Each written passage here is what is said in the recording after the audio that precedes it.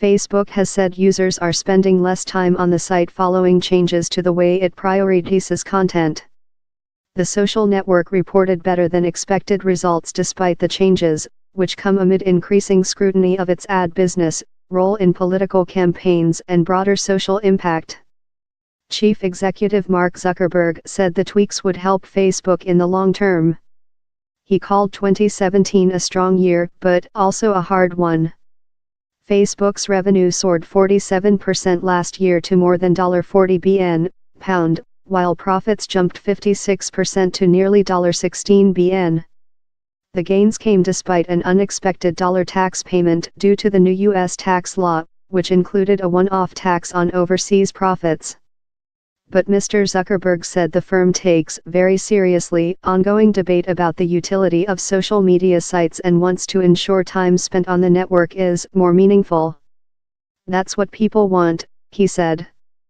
Mr. Zuckerberg said the actions so far, which include showing fewer viral videos, have reduced time spent on Facebook by about 5% or roughly 50 million hours a day.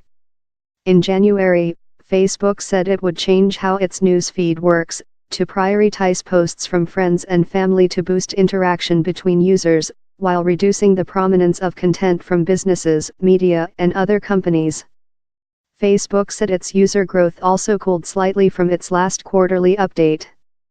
The firm reported an average of 1.4 billion daily active users and about billion monthly active users in December. Those figures were 14% higher than in December 2016, but had increased 16% year-on-year in September.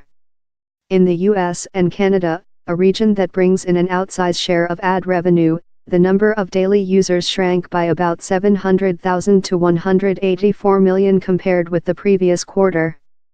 There are politicians, academics, and even former executives lining up to tell Facebook what's wrong with it, but Mark Zuckerberg has only ever trusted his own data.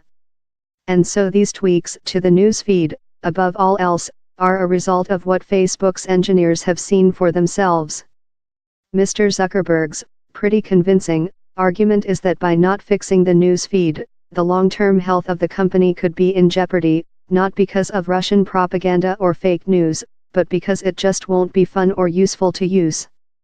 The 33-year-old is again warning investors that it's going to take time to heal the news feed, making it a better place for you and for me, and then eventually, he hopes, advertisers and businesses. What we need to look out for is investors' patience with him. Over the past 2 years, Facebook has consistently beat expectations, and it did again today, even with the caveats. Will Wall Street cut him some slack as a result? Daniel Ives, an analyst at GBH Insights, said the firm's financial results were robust and described Facebook's strategy as the right medicine at the right time. We believe this strategy will drive higher advertising pricing monetization trends in the long term for Facebook and was a move Zuckerberg and co. needed to make, he said. The company reported fourth quarter revenue of nearly $13 billion, up 47% from the same period in 2016.